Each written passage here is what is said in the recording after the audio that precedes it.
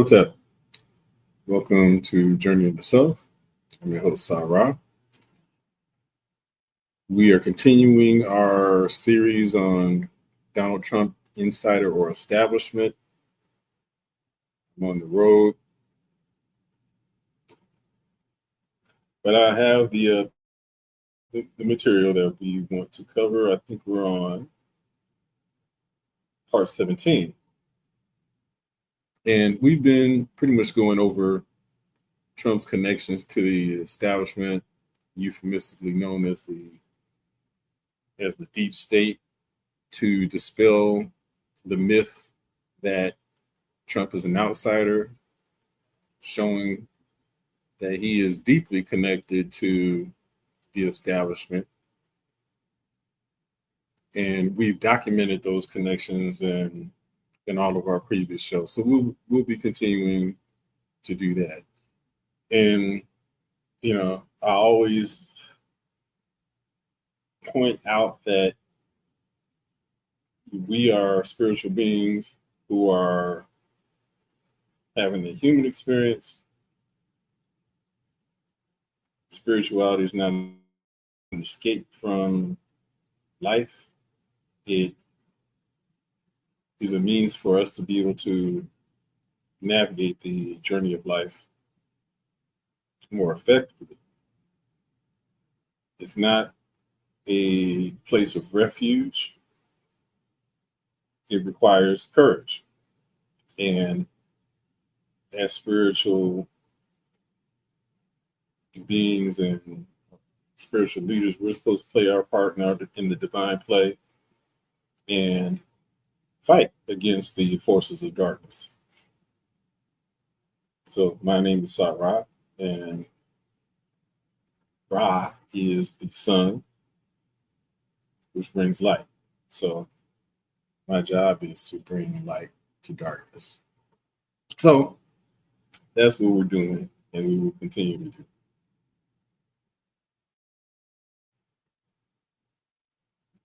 As of late, we've seen where the Justice Department has felt pressure to release all of the files related to the Jeffrey Epstein situation. Trump has been backed into a corner where he has had to authorize the release. And a number of things have been revealed as that has occurred. And just as we've discussed on our prior shows, that there is a deep, long-running connection between Jeffrey Epstein and Donald Trump. We've seen many of those connections in the material that we've gone through in the prior shows.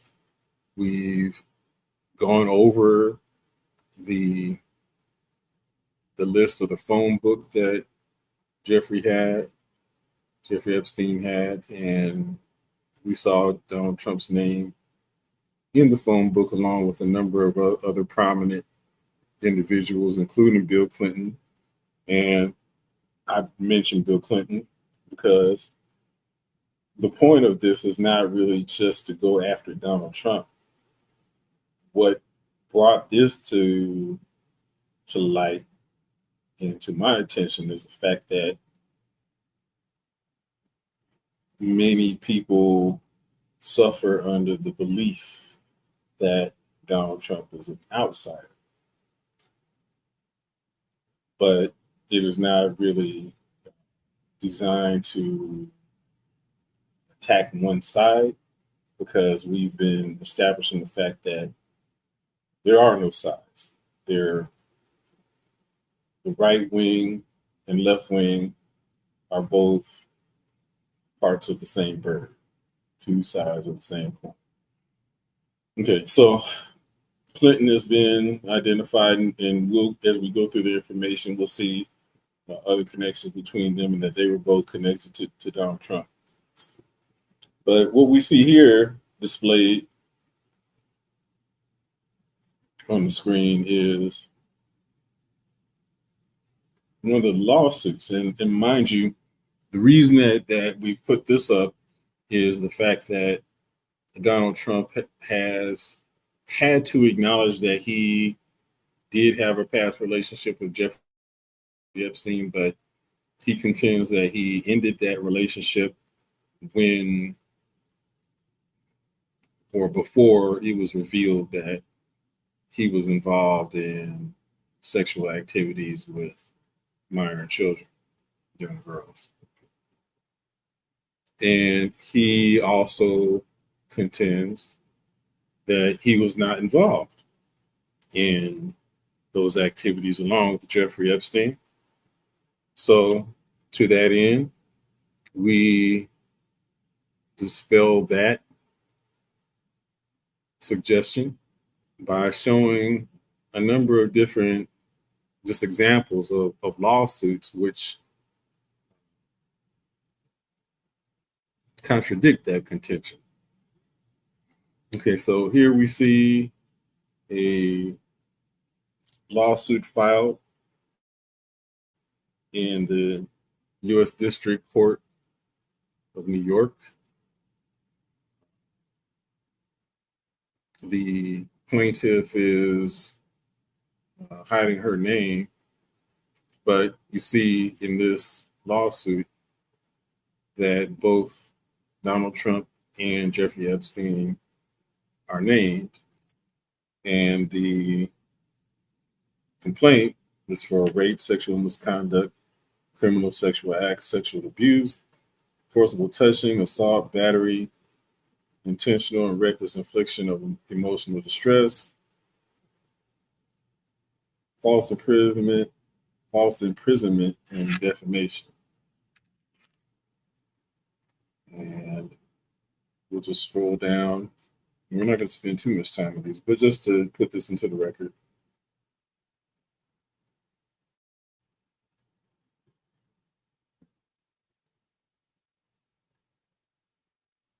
To the court.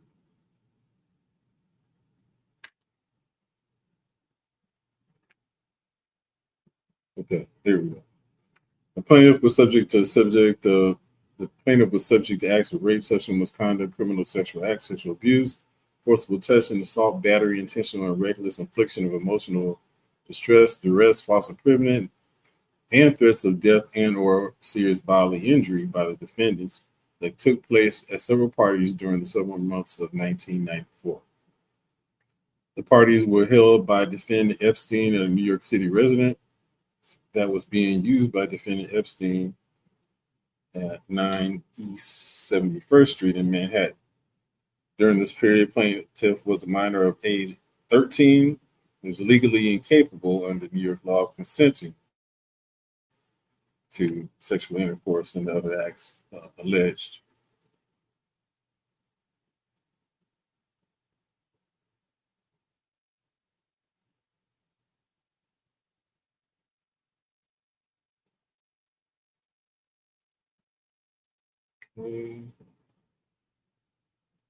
Plaintiff was enticed by promises of money and a modeling career, and that is a very integral part of the story,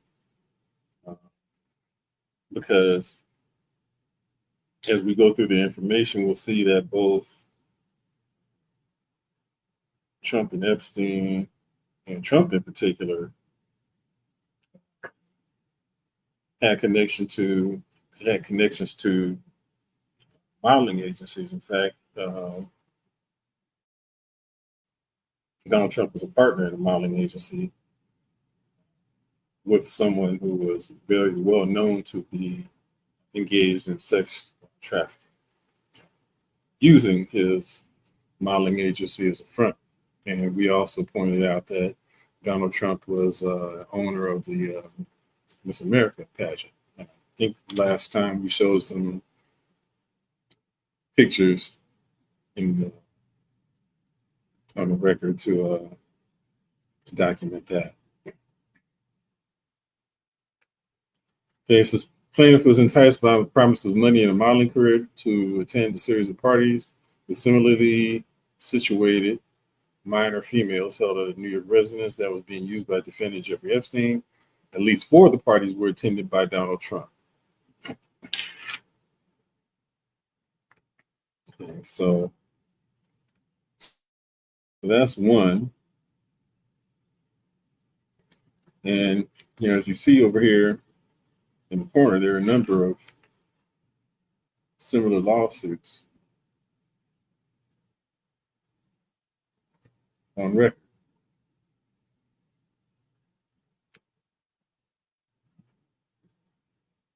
Plaintiff Jane Doe, proceeding under the pseudonym, brings this action against Donald J. Trump and Jeffrey Epstein, alleges that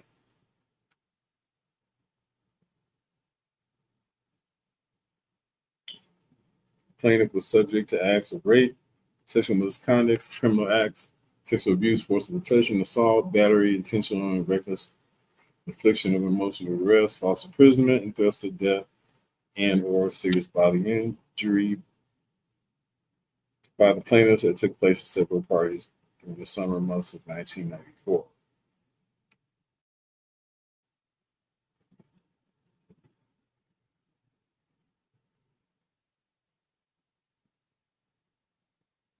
Plaintiff was enticed by promises of money and a modeling career to attend a series of parties.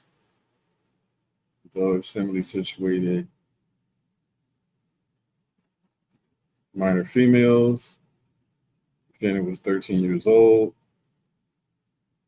Pretty much the same facts, except there's a little bit more detail here. It says that defendant Trump initiated sexual contact with the plaintiff at four different parties. On the fourth and final sexual encounter with defendant Trump tied plaintiff to a bed, exposed himself to the plaintiff, and then proceeded to forcibly rape the plaintiff. During the course of this savage sexual attack, plaintiff loudly pleaded with defendant Trump to stop, but with no effect. Defendant Trump responded to the plaintiff's pleas by violently striking the plaintiff in the face with his open hand and screaming that he would do whatever he wanted. And in previous shows, we did find that particular quote. So now we're looking at the actual lawsuit document where that quote is contributed to a plaintiff who has filed suit against him. But we read that in two different articles in prior shows.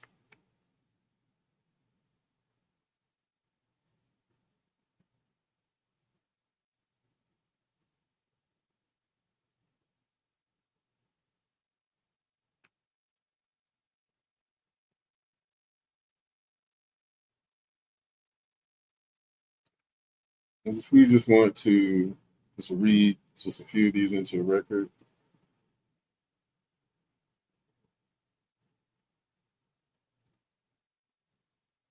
Another one filed under the pseudonym of Jane Doe, again for rape, sexual misconduct, sexual act, sexual abuse, forcible touching, at all.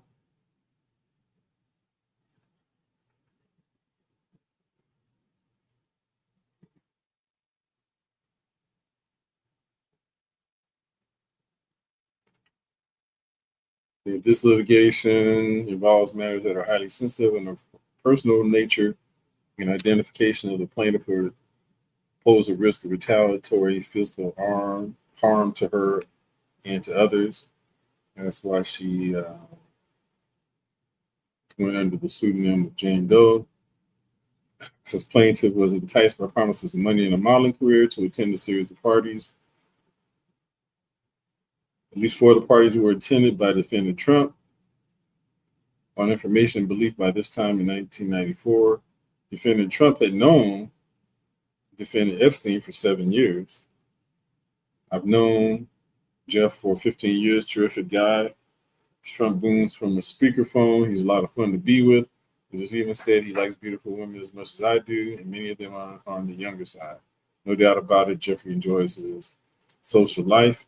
We read that article from the New Yorker magazine, which was an article about Jeffrey Epstein before he was indicted with the allegations of sexual misconduct. And so it was actually a piece really introducing him as a person of interest. Prevented Trump initiated sexual contact with the plaintiff at least at 4 different parties.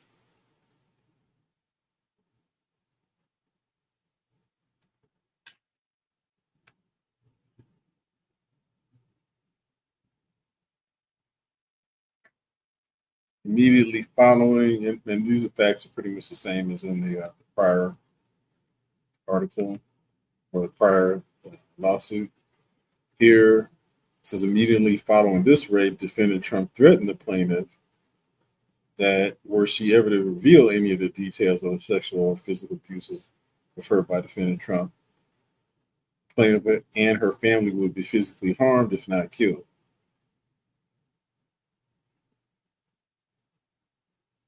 And then it goes on to talk about Epstein. Defendant Epstein had sexual contact with the plaintiff at 2 other parties. Second sexual encounter with defendant Epstein took place after the plaintiff had been raped. After the plaintiff had been raped by defendant Trump.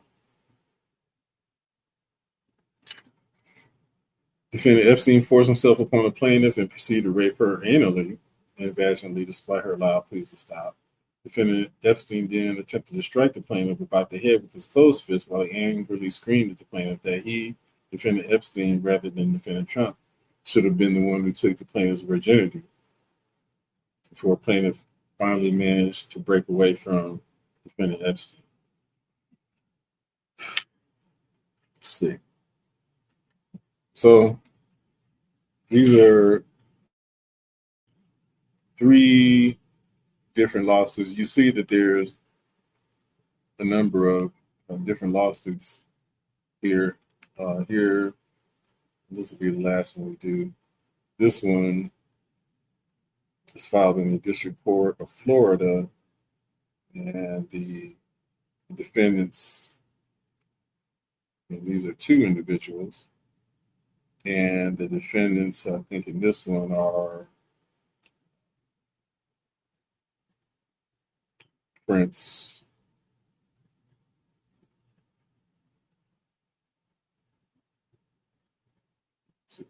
Harry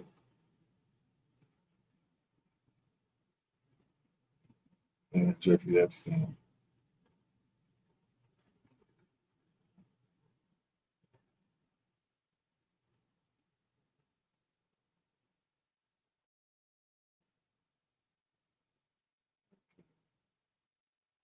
So we'll read some of this. As with Jane Doe 1, Jane Doe 2, Jane Doe 3, as with Jane Doe 1 and Jane Doe 3, Jane Doe 2, Jane Doe 3 was repeatedly sexually abused by Epstein. The government then concealed from Jane Doe the existence of the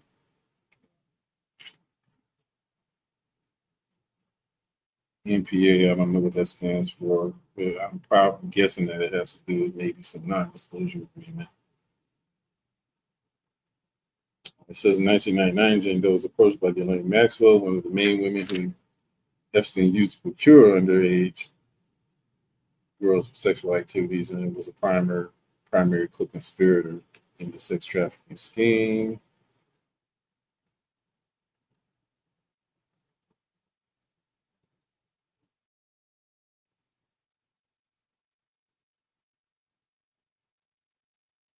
Says Epstein also sexually trafficked the then minor Jane Doe, making her available for sex to politically connected and financially powerful people.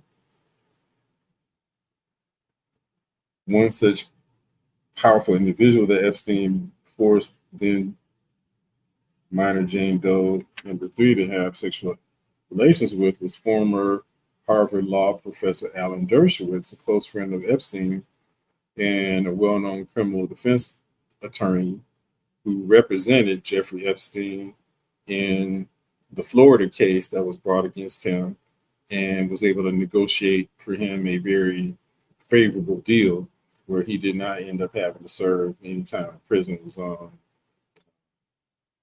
probation, work release type of arrangement.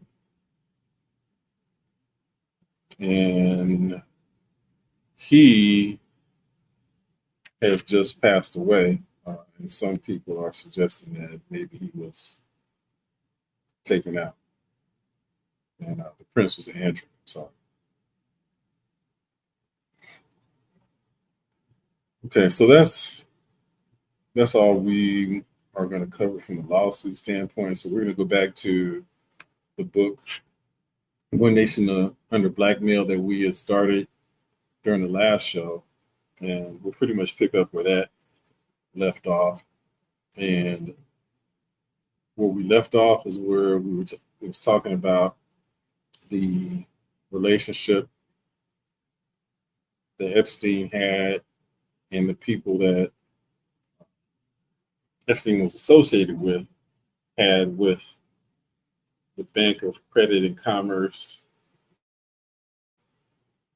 Hong Kong, and overall relationship with Bank of Credit and Commerce International, BCCI, which, as I pointed out, was known as euphemistically as the Bank of Crooks and Criminals International. So years later, when BCCI was collapsing, the Lippo group of the Riady family, who both close ties to Bill Clinton and the Clinton-Bush financier Jackson Stevens, would attempt to intervene to rescue BCCHK, which is the Hong Kong division of BCCI. It's worth noting that involvement of Riady Stevens with the BCCI subsidiary that was used by Norinco and other state firms during this period. This is because, as will be detailed in chapters 16 and 17, Epstein may have been involved in arms smuggling activities related to a network that spanned the Clinton White House, Norinco and the Poly Group, and the Riadys in the mid 1990s. Now, you will remember that this was during the period that Oliver North was engaged in arms trafficking for the Contras in Nicaragua.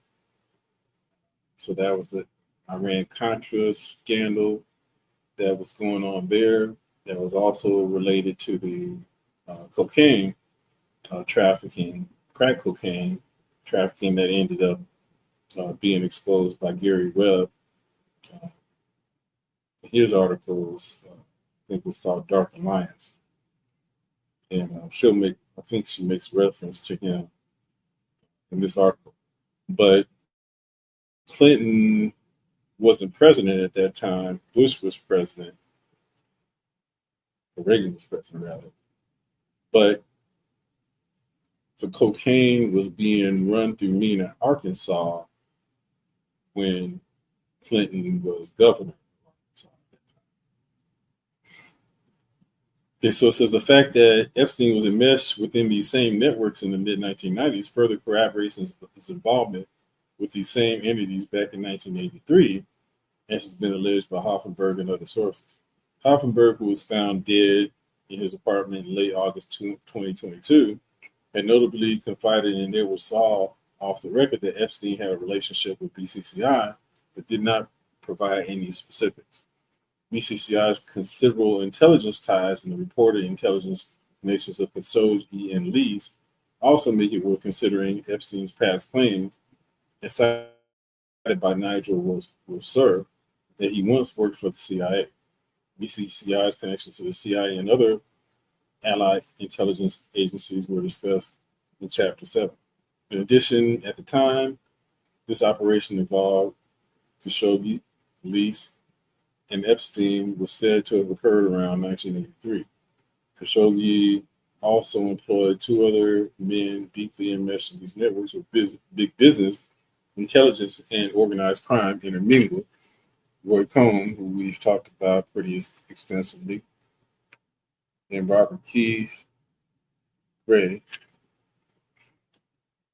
Notably, Gray was very much involved in BCCI, as noted in Chapter 7, and both Cohn and Gray were involved in sexual blackmail operations to some extent, as we discussed in the last show. In addition, in 1989, Khashoggi himself had been called by Vanity Fair one of the greatest whoremongers in the world. I didn't know that. His biographer, Ronald Kessler, remarked in 1988 that his whole modus operandi was to influence clients with his opulent lifestyle, and that he would give them anything they wanted, girls, food, or cash. And he had quite a variety of occasions on the boat. Some were very formal, some were orgies.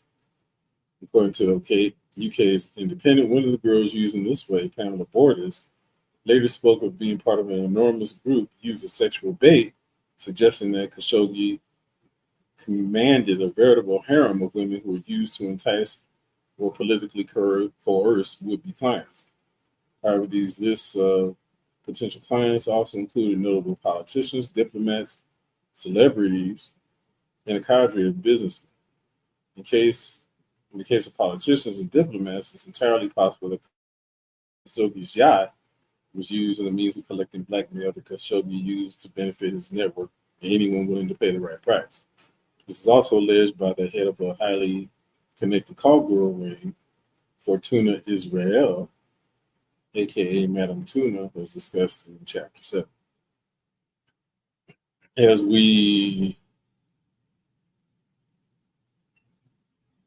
identified in a couple of other articles prior to us going into this book, we noted that Khashoggi's yacht would be sold to Roy Cohn's protege, Donald Trump, with the involvement of the Sultan of Brunei.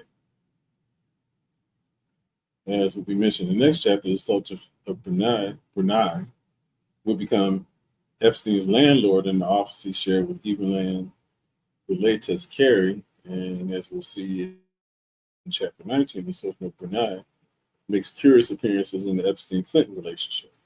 In addition, both Clinton and Gray were very close to then CIA Director Bill Casey. In Gray's case, as noted in the previous chapter, Newsweek described him as having boasted of his close relationship with the CIA's William Casey. Gray used to say that before taking on a foreign client, he would have to clear it with Casey. In Cohn's case, Christine Seymour, Cohn's longtime switchboard operator, said Casey and Cohn were close friends. During the 1980 Reagan campaign, Casey called Roy almost daily. As noted in the last chapter, in the intermediate aftermath of Reagan's electoral victory, both Cohn and Gray took Khashoggi on as a client. Jeffrey Epstein would follow suit shortly after his resignation from Bear Stearns. Casey was a legal representative of Bear Stearns during Epstein's time at Bear Stearns, up until several weeks before Epstein's abrupt resignation, when Casey ended up becoming the CIA director.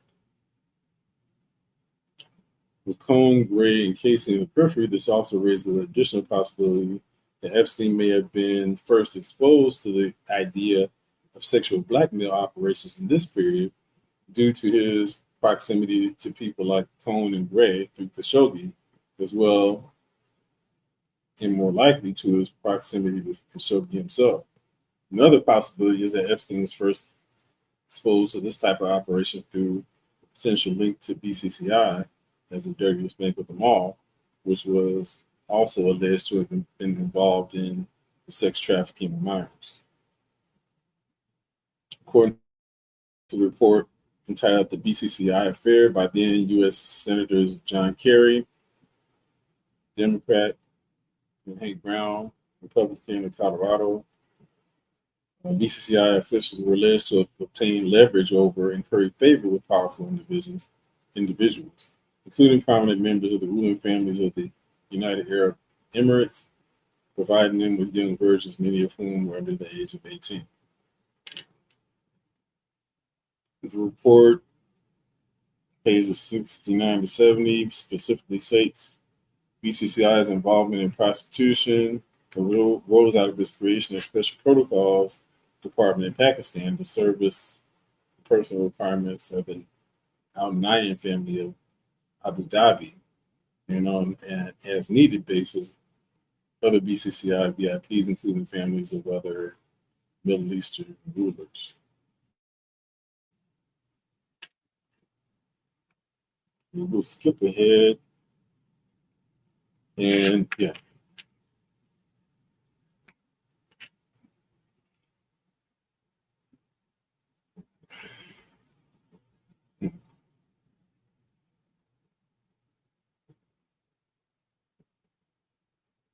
Interesting. Okay, so it says the official said that former BCCI officials had told him that BCCI also provided males to homosexual VIPs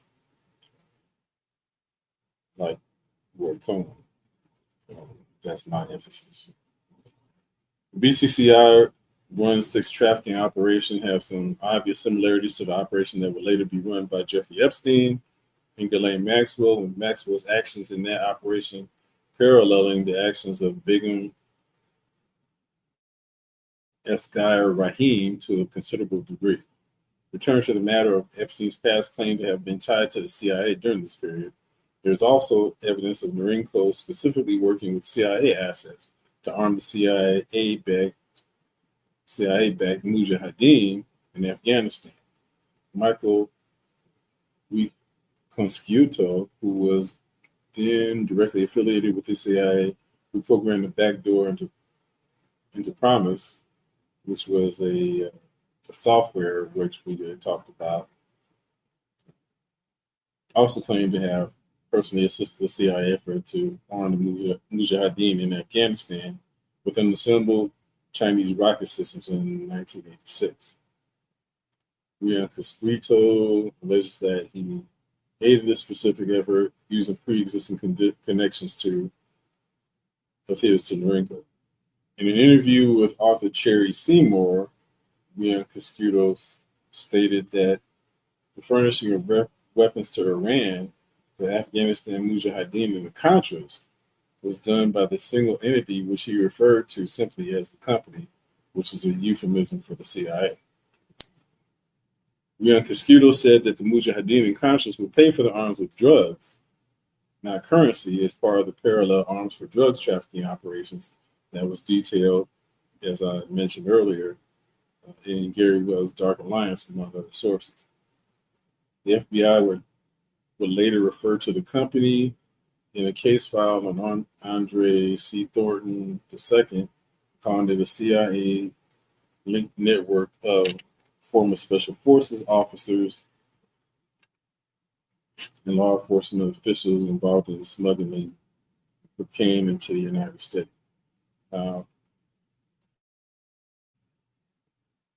The CIA is often referred to colloquially as the company. If you can find this on YouTube. I would highly suggest watching the video CIA on Company Business, which amongst other things details how the CIA was involved in the assassination of Patrice Lumumba. Another associate of Rian Coscrito during this period, namely W. Patrick Moriarty, was also deeply involved in managing negotiations and trade agreements with China during this period. The Norinco connection to BCCHK, the Hong Kong division of BCCI, as well as alleged connections to Epstein and then CIA Canegri and Coscrito, makes the case that Norinco was involved with CIA-affiliated individuals during this period related to the arms deal. So the significance of all this information is really to establish that Epstein was deeply connected to intelligence agencies, the most prominent of which was Israeli intelligence, And so we've talked about his connection to the Mossad through his close connection to Robert Maxwell, Ghislaine Maxwell's father. Okay, so furthermore, given that Khashoggi was affiliated with Saudi, American, British, and Israeli intelligence by 1982, it's also possible that Epstein made his way into the fold of intelligence himself through Khashoggi. And I would suggest that he had two different pathways into the fold of intelligence, if you will, as noted here with Khashoggi, but also as we discussed through his connection with Robert Maxwell. Since Epstein's affiliation with some national intelligence agency was essentially confirmed in 2019, when it was reported that then Secretary of Labor Alex Acosta, who had signed off on Epstein's sweetheart deal, which I alluded to earlier during his case in Florida when he was first indicted of sexual misconduct with minors. Alex Acosta signed off on that sweetheart deal during that first criminal case. And it says that he had been told, Alex Acosta had been told to back off of Epstein because Epstein was above his pay grade, he says. Acosta, that being, says, I was told Epstein belonged to intelligence and to leave it alone. Acosta had reportedly told the Trump transition team. It was unclear from Acosta's reported statements exactly what intelligence agency American informant or foreign Epstein had been affiliated with, but Acosta apparently was told to leave Epstein alone because he was attached to intelligence, and that would explain why he was able to operate for so long with impunity, because his connections to intelligence kind of, basically made him untouchable until, I guess, he became a bit expendable. It's entirely possible that, as Epstein was claiming, he worked for the CIA during this specific period and later affiliated himself with another intelligence agency. Alternatively, he may have worked for more than one intelligence agency at a time, being a double or potentially triple agent. And that's very plausible, again, because, as we've established before, there was a deep connection that he had with the Mossad. So it's very likely that he had relationships with both uh, Israeli intelligence and American intelligence. And that would not really even be a conflict, because we know that American intelligence and Israeli intelligence work closely together uh, for many reasons that we've already talked about, uh, which is the Zionist influence on the American political establishment. According to former Israeli military intelligence officer Ari Ben Menashe, who Whitney Webb first interviewed in December 2019, Epstein's affiliation with Israeli intelligence dated back to at least the mid 1980s, when Ben Menashe was personally introduced to Epstein by Robert Maxwell, which I was just talking about. Per Ben Menashe, Maxwell introduced Epstein as having been approved by the higher ups in the Israeli intelligence network when Ben Menashe and Maxwell were both operating. The introduction reportedly occurred at Maxwell's offices in London. So you will remember, before we got into Whitney Webb's book, we detailed Epstein's connections to Israeli intelligence from three different sources. So this is the fourth source to corroborate that. During this period, Ben Menashe has stated that he believes one of these higher ups was Ehud Barak. That connection was discussed in all those other articles that we've talked about, including the book "Dead Men Tell No Lies," uh, which was specifically about Jeffrey Epstein. Ehud Barak was the future prime minister of Israel, who was the head at the time of Israeli military intelligence directorate, Amman, from 1983 to 1985, who apparently was Ehud Barak apparently was a close friend to Jeffrey Epstein, because we had noted in those prior sources that he spent considerable amount of time at Epstein's Florida residence. Ben Menashe could not recall the exact date of his introduction to Epstein, but said that it occurred within the 1983-85 period in which Barak held this post. Barak would later become infamous for his close proximity, not only to Epstein, but his sex trafficking, sex blackmail operation, which is discussed in the next chapter. In a September 2019 interview with journalist and former CBS News producer Zev Shalev, he stated Maxwell wanted us to accept him being Epstein, as part of our group. I'm not denying that we were at the time a group that was Nick Davies, former editor of the Maxwell-owned Daily Mirror. It was Maxwell, it was myself, and our team from Israel. We were doing what we were doing.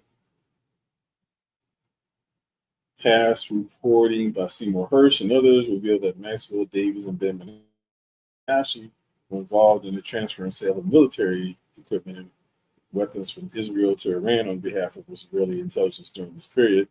Ben Menashe was not aware of Epstein being involved in arms deals for anyone else.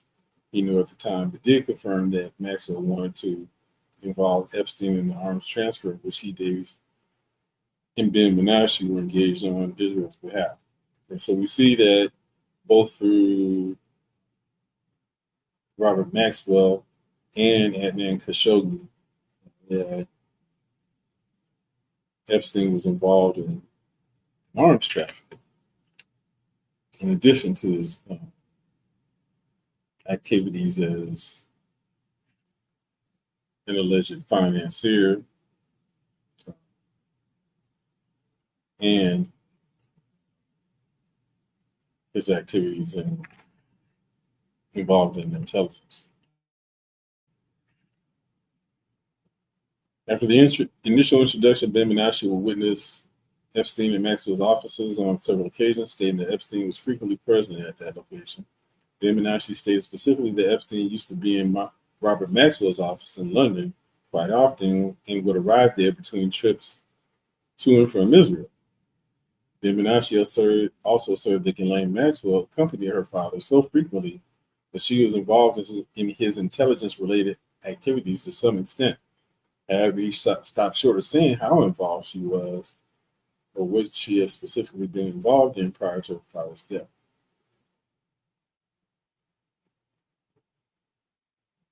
Aside from Ben Menashe's claims, there are also statements made by Stephen Hoffenberg that during the late 1980s, Epstein had boasted of his ties to Israel's intelligence services, claiming that it had been Ghislaine Maxwell who made this introduction, which would make sense because of her father's connections to Israeli intelligence.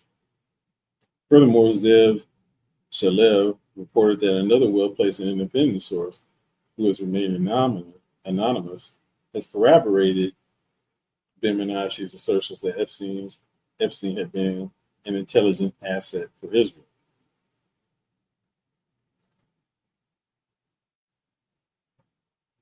And That was something I had suspected even before I was able to find collaborating information, corroborating information. Close ties to Israel's government later in his life can also be seen in an odd visit Epstein made to Israel in 2008. And mind you, I think it's highly possible that Epstein was not killed in prison, but was extracted and taken to Israel. And we'll never know because we know that the videotape of Epstein's cell the night when he was supposed to have been taking his life in suicide, there's like 5 minutes missing from that videotape. And security guards who were at the prison reported some very strange activity, which we've discussed in prior shows.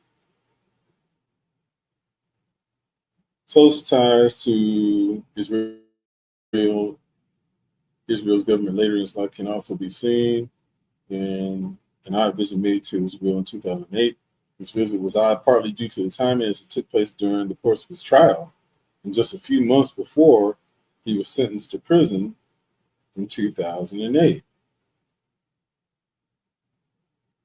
Okay, so that seems to add some support to the possibility that Epstein was extracted rather than uh, killing himself or being killed in prison. In April of that year, the Palm Beach Daily News reported that Epstein was staying at the Tel Aviv Hilton rather, and quoted an Epstein spokesman as saying that he was spending Passover meeting with Israeli research scientists and taking a tour of military bases. Access to military bases is certainly not something easily obtained by tourists to Israel, even very wealthy ones, again suggesting that Epstein had long standing connections to Israel's national security apparatus, along with his friendship to Ehud Barak. And again, I made a contention that I think he was extracted and removed to Israel because in the articles that we've gone through before, it noted that Epstein did not sound despondent like he was going to be taking his life anytime soon. And secondly, he did not seem to be particularly concerned about his plight and seemed to be acting like someone who had some confidence about him being free. Some have speculated that the timing of this trip saw Epstein implore prominent Israelis for aid in his legal troubles back in the U.S. After all, as will be revisited again in Chapter 14, Ehud Barak was a key reason behind Bill Clinton's controversial pardon of Mark Rich, and Epstein may have thought a similar intervention could work to his benefit. Which again speaks to the confidence that I alluded to that he wasn't expecting to spend a lot of time in prison. It's worth noting that during and before this period of Epstein's career, i.e., the early and mid 1980s, both Israel and British intelligence were already involved in the acquisition of sexual blackmail domestically within the United States. Some of the blackmail sources were call services operating in New York and Washington, D.C., that sexually exploited minors. In 1982, the New York State Select Committee on Crime, which investigated nationwide networks of underage sex trafficking and the production of child pornography, saw committee investigator Dale Smith revealed that an accountant for several call service operations in Washington, D.C., named Robert Kohler was selling information on the sexual proclivities of the clients to agents of foreign intelligence services. Two other call service operations called Brian's Boys and Fantasies Unlimited, which operated out of Alexandria, Virginia, and managed by Jonathan C. Reynolds III. Reynolds told Smith that he was selling information out of the call services specifically to British and Israeli intelligence. Smith also said that Soviet military intelligence had been purchasing similar information from call services in Washington. Epstein's involvement with intelligence during this period and his subsequent sex trafficking activities suggest that these operations, as well as those practiced by top officials at BCCI, may have served as a sort of blueprint for Epstein's own subsequent sex trafficking, sex blackmail operation with Ghislaine Maxwell, daughter of the intelligence connected Robert Maxwell. And if you recall, in both of Epstein's residences in Florida, in New York, and on the island, they all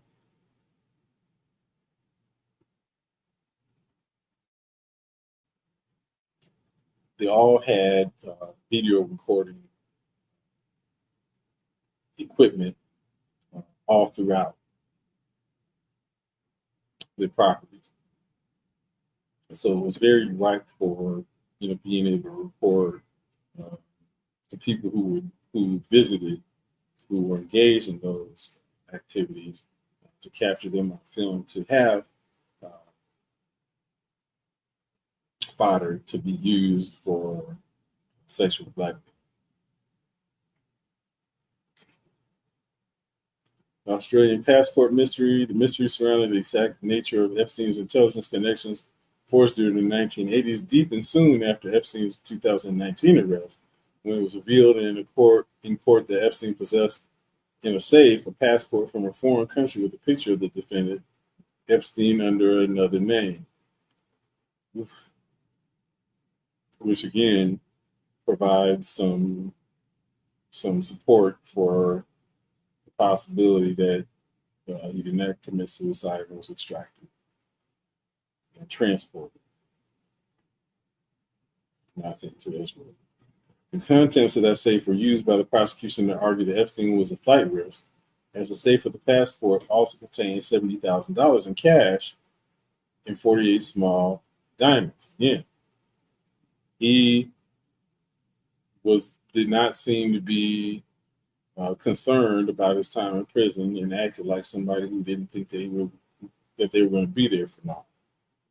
It was later revealed during the course of the Ghislaine Maxwell trial that the safe had actually contained multiple passports, but only the details of the aforementioned passport under another name have been made public. That passport was long expired and would not have facilitated Epstein's potential quick getaway, the one that they made public. But as it points out, that there were multiple passports in his safe, which would have facilitated Epstein's potential quick getaway. The passport had been used in Austria, and this is Epstein's aliases and a Saudi Arabian address. The aliases Epstein's used in this passport remain. The alias of Epstein used in this passport remains unknown. Passport shows stands for France, Spain, the United Kingdom, and Saudi Arabia. These locations suggest deeper links to Khashoggi, who was from Saudi Arabia and close to Saudi intelligence, as well as the Maxwell family, who had family homes in the United Kingdom and France. The visits to Spain may be explained by Epstein's involvement with recovering lost millions on behalf of powerful Spaniards in 1982, including Anna Obregon's father, as related to the collapse of Drysdale government securities. Epstein's defense lawyers had attempted to explain away the passport. According to the Associated Press, they argued that a friend gave it to him In the 1980s, after some Jewish Americans were informally advised to carry identification bearing a non-Jewish name when traveling internationally during a period when hijacks jackets were common.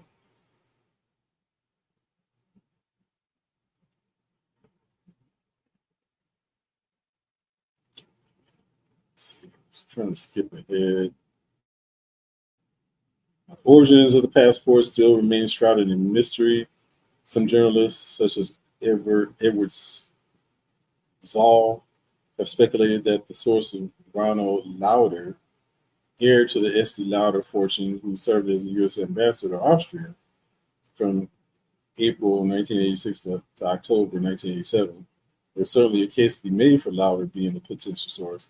He would have been well positioned to acquire such a passport, particularly for the reason cited by Epstein's attorney that Jewish Americans could be targeted during travel, and in light of Lauder's very public concerns over threats Jews faced from certain terror groups during that period. In addition, Lauder swam in the same circles as Epstein's former patron, Alan Greenberg, as well as Donald Trump, another friend of Lauder and Greenberg, who began his friendship with Epstein in 1987. Lauder's parents were also close friends of Roy Cohn, Trump's mentor, who was the lawyer of Epstein's client in the 1980s, Adnan Khashoggi.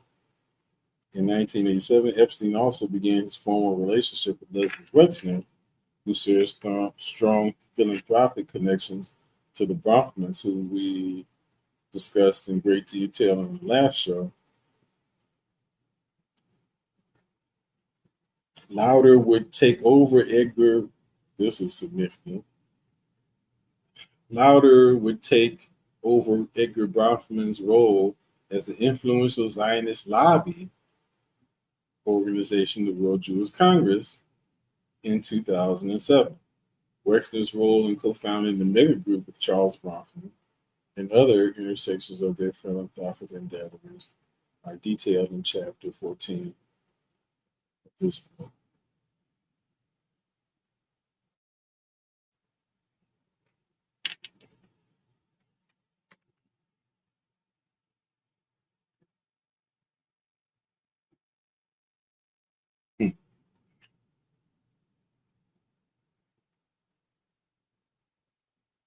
Okay, so they're going on talking about how possible ways that Epstein might have acquired that passport. And it says another possibility other than Lauder is a previous U.S. ambassador to Austria, Helen Van Dam, who held that post from 1983 to 1986 and was a known attendee of parties on Roy Cohn's yacht, who we've discussed at length.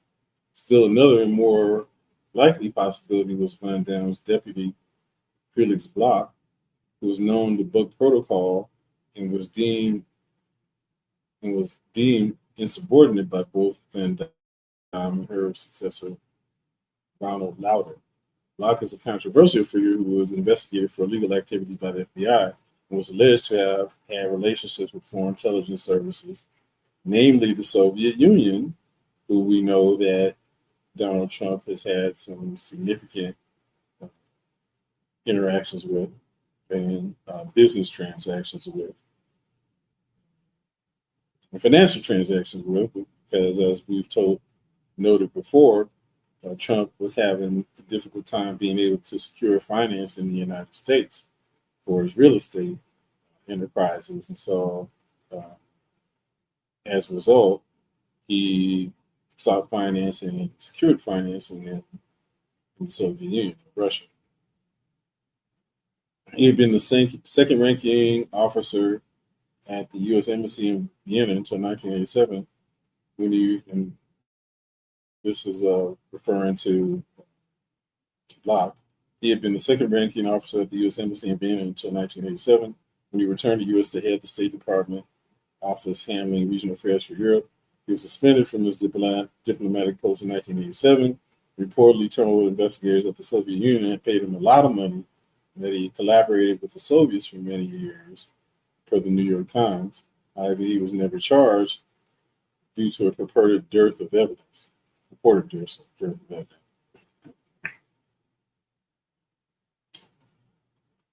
And someone pointed out, I wonder if there's an association between Epstein, Trump, and Bernie Madoff. Timeline seems to align, and I would think that there would be, yeah, because the timeline does align. So I would not be surprised to find evidence of that connection. You know, I kind of suspect that I will end up finding that.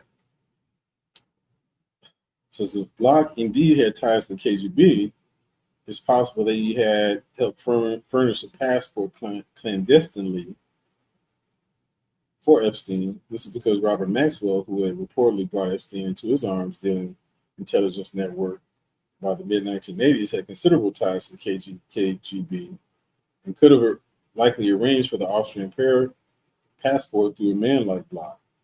Among Maxwell's close contacts in the KGB was Vladimir Khrushchev, who joined the KGB in 1967 and would serve as the agency's head from 1988 until 1981,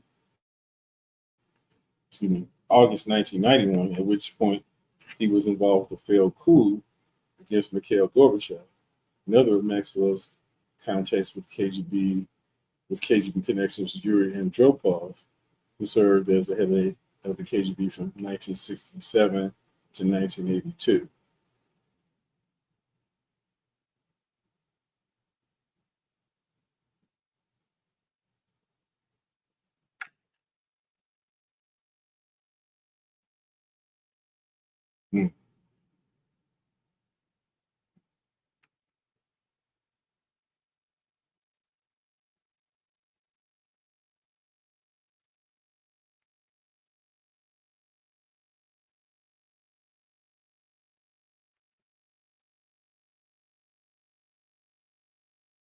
Hmm. Skip ahead.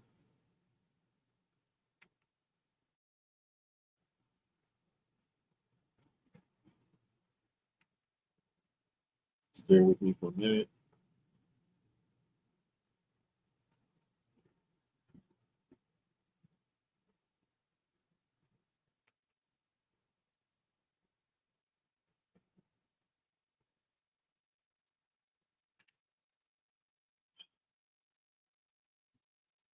In his article, My Tea with Jeffrey Epstein, Edward J. Epstein writes how in the late 1980s, Jeffrey Epstein introduced him to Evangeline Luletas Carey, the wife of former Governor Hugh Carey, who shared an office with Epstein at the Villar houses. The two shared an office. That the two shared an office is confirmed by Business Insider John Casimat, Casimatidis, Casimatidis, who owns the Manhattan grocery chain Christie's, told Insider that he met Epstein, who is a friend of Evangeline Galetas, a real estate executive who shared an office with Epstein in a building of then Hemsley Hotel in 1980. The Hemsley Hotel was the name of a Manhattan luxury hotel that was open from 1981 to 1992, at which point it was purchased by the Sultan of Brunei, who we discussed earlier.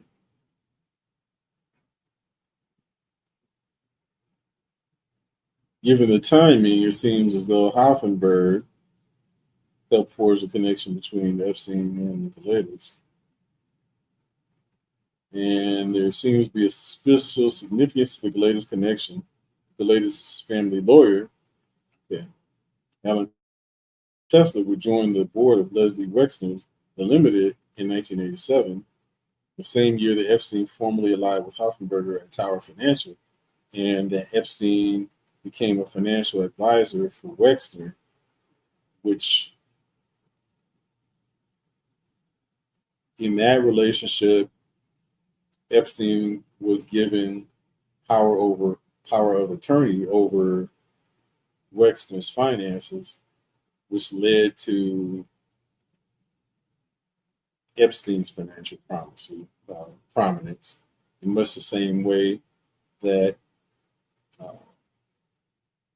Meyer Amschel Rothschild, the patriarch of the Rothschild family, gained his wealth from being a manager of the finances of the Landgrave of Hesse. Yeah.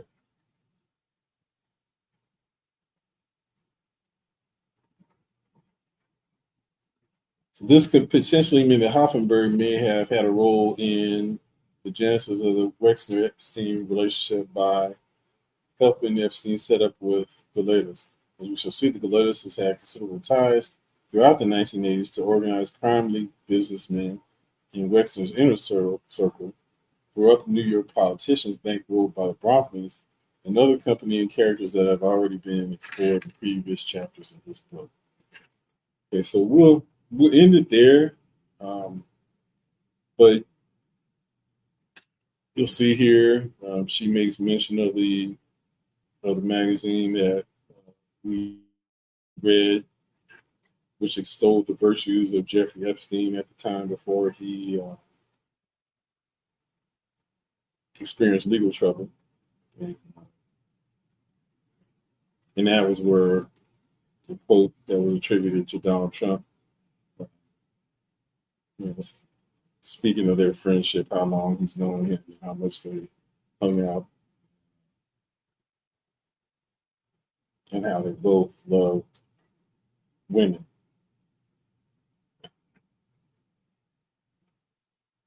But as you see,